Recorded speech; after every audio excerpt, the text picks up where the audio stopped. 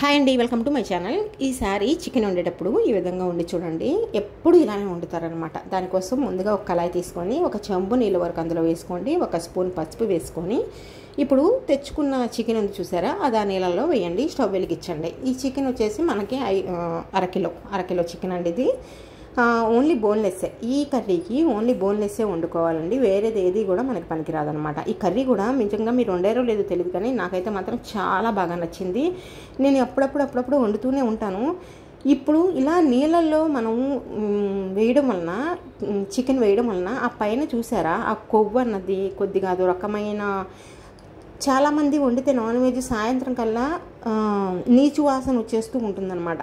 అలాంటప్పుడు ఇదిగోండి ఇలా నీళ్ళల్లో వేసుకొని కొద్దిగా సేపు ఒక 5 నిమిషాలు, అంటే ఉడుకు వస్తుంది చూసారా, నీళ్ళు ఉడుకు వచ్చాయి అనుకున్నప్పుడు ఇలా పైకి మనకు తేలిపోద్ది అనమాట. ఆ కొవ్వు కానీ ఏదైనా ఉన్నా అవన్నీ ఆ నీళ్ళ ద్వారా పైకి వచ్చేస్తాయి.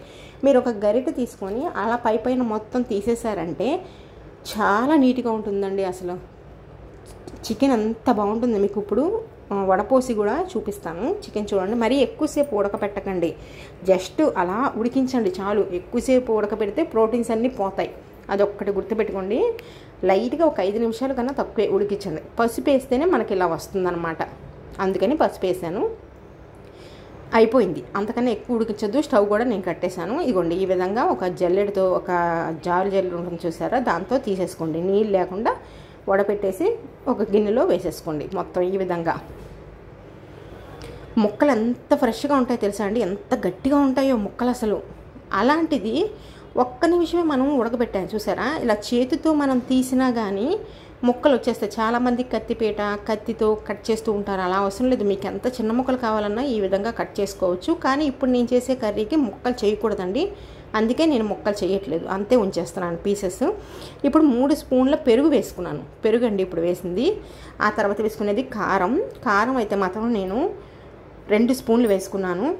నాన్ వెజ్ కదా, కారం ఎక్కువ ఉంటుంది, అందుకని 2 స్పూన్ల కారం అయితే వేసాను. తర్వాత పసుపు ఒక చిన్న స్పూన్తో కొద్దిగా వేసుకోండి. ఇది గరం మసాలా, 1 స్పూన్ గరం మసాలా. ఆ తర్వాత వేసుకునేది ధనియాల పొడి, ఒక 1/4 టీ స్పూన్ ధనియాల పొడి. అల్లం వెల్లుల్లి పేస్ట్ 2 స్పూన్ల వరకు అల్లం వెల్లుల్లి పేస్ట్ వేసుకోండి.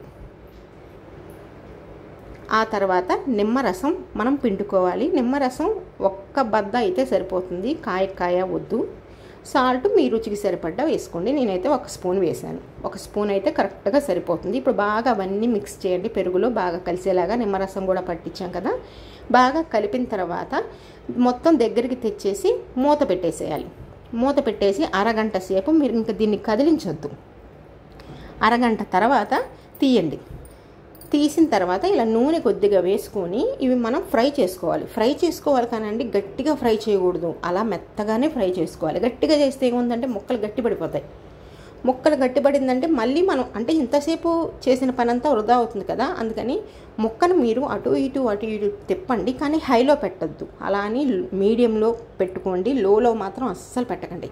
మీడియంలో పెట్టుకొని మీరు మొత్తం ఫ్రై చేసుకోండి. నేను ఉన్న చికెన్ మొత్తం కూడా వేసేసాను, ఆయిల్లో వేసేసి మీడియంలో పెట్టుకొని ఫ్రై చేసేసాను. ఎందుకంటే మనం ఉప్పు, కారం, పసుపు, నిమ్మరసం, పెరుగు, మసాలా ఇవన్నీ వేసాం కాబట్టి ఫస్ట్ ఇలానే చేసుకోవాలి ఈ కర్రీకి. ఇదేం కర్రీయో చెప్తాను, పేరు చెప్తాను చూడండి. Chicken tikka gravy masala. ఇప్పుడు నేను చేసేది మీరు చేశారో లేదో తెలియదు, కానీ చాలా అంటే చాలా బాగుంటుంది. చికెన్ టిక్కా గ్రేవీ కూడా ఉంటుంది, అంటే ఎవరైనా ఈజీగా చారు లేకుండా తినేసేయచ్చు దీంతోనే, అన్నం మొత్తం కలుపుకొని. అందుకని గ్రేవీ మసాలా. ముక్కలు ఈ విధంగా వేగిన తర్వాత ప్లేట్లోకి తీసేసుకోవాలి.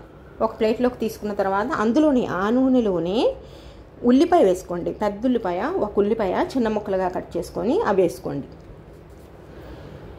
దాని తర్వాత పచ్చిమిర్చి వేసుకోవాలి. మనం పచ్చిమిర్చి ఒక 6-7 మిర్చి సన్నగా మధ్యలో కట్ చేసి వేసిన తర్వాత అల్లం వెల్లుల్లి పేస్ట్ 1 స్పూను ఇందులో వేసుకోండి. ఆ తర్వాత 3 టమాటాలు, నాటు టమాటాలు మిక్సీ పట్టండి, గుజ్జు మిక్సీ పట్టి ఇందులో వేయాలి. కాయ ముక్కలు కట్ చేసి వేయొద్దు. అలా పచ్చివాసన పోయేంత వరకు టమాటా ఉడికిన తర్వాత పసుపు కొద్దిగా, కారం 2 స్పూన్లు ఇందులో వేయండి. అందులో వేసాం కదా, కానీ ఇందులో 2 స్పూన్లు వేసుకోవాలి. ఉప్పు దీనికి సరిపడా, దానికి వేసుకున్నాము ఇందాక చికెన్కి, ఇప్పుడు మళ్ళీ దీనికి కూడా కొద్దిగా ఉప్పు చూసి వేసుకోండి. నీళ్లు కొద్దిగా ఎక్కువ అవసరం లేదు, ఎందుకంటే మనకి ఆల్రెడీ చికెన్ ఉడికిపోయింది, ఏగిపోయింది కాబట్టి నీళ్లు కొద్దిగా పోసుకోండి, ఎక్కువ పోయొద్దు. ఆ నీళ్లు కుత ఉడికిన తర్వాత ఈ చికెన్ మొత్తం అందులో వేయండి. ఈ చికెన్ మొత్తం అందులో వేసుకున్న తర్వాత ఇప్పుడు ఇది వచ్చేసి ఫ్రెష్ క్రీమ్ అండి. ఆ క్రీమ్ ఒక 5 స్పూన్ల వరకు వేసుకోండి. మనకి సూపర్ మార్కెట్లో ఎక్కడైనా దొరుకుతుంది. ఈ కర్రీకి ఫ్రెష్ క్రీమ్ ఖచ్చితంగా పడాల్సిందే, అప్పుడే ఆ రుచి వస్తుంది, లేకపోతే ఆ రుచి రాదు. అది వేసిన తర్వాత కొద్దిసేపు ఉడికిన తర్వాత కొత్తిమీర వేసుకోవాలి. కొత్తిమీర వేసుకున్నాము అంటే మనం ఫైనల్కి వచ్చేసినట్టే లెక్క. ఇప్పుడు ఏం చేయాలంటే ఒక్క 10 నిమిషాలు సిమ్లో పెట్టి అలా ఉడికించాలి. అప్పుడు నూనె మనకి పైకి తేలుతూ ఉంటుంది. మీకు నచ్చుతుందా అండి? మన ఛానల్ నచ్చితే సబ్స్క్రైబ్ చేసుకోండి, అందరికీ షేర్ చేయండి, లైక్ చేయండి. లైక్ చేస్తే చాలామందికి ఈ కర్రీ అన్నది వెళ్తుందన్నమాట. నచ్చుతుంది అనుకుంటున్నాను. ఇలా నూనె పైకి వచ్చిన తర్వాత ఇంకొకసారి కలుపుకొని మళ్ళీ మూత పెట్టి 5 నిమిషాలు ఉడికిన తర్వాత గరం మసాలా చికెన్లో వేసుకుంటాం చూసారా, ఆ మసాలా అది 1 స్పూన్ వరకు వేసుకోవాలి. వేసి ఒకసారి కలుపుకోవాలి. అటు ఇటు కలిపామంటే మనకు కూర రెడీ అయిపోయినట్టే. అన్నంలో కానీ చపాతీలో కానీ తిన్నామంటే అసలు ఈ కూర వేసుకొని నిజంగా మీరు కూర చూసిన తర్వాత వెంటనే ఈ ఛానల్కి మాత్రం ఒక లైక్ అయితే ఇవ్వండి, సబ్స్క్రైబ్ చేసుకోండి, చాలామందికి షేర్ చేయండి. ఇది తినాలి అని ఎవరికైనా ఉంటుంది కదా, నాకైతే మాత్రం వెంటనే నోట్లో నీళ్ళు ఊరిపోతున్నాయండి. చాలా చాలా బాగుంది.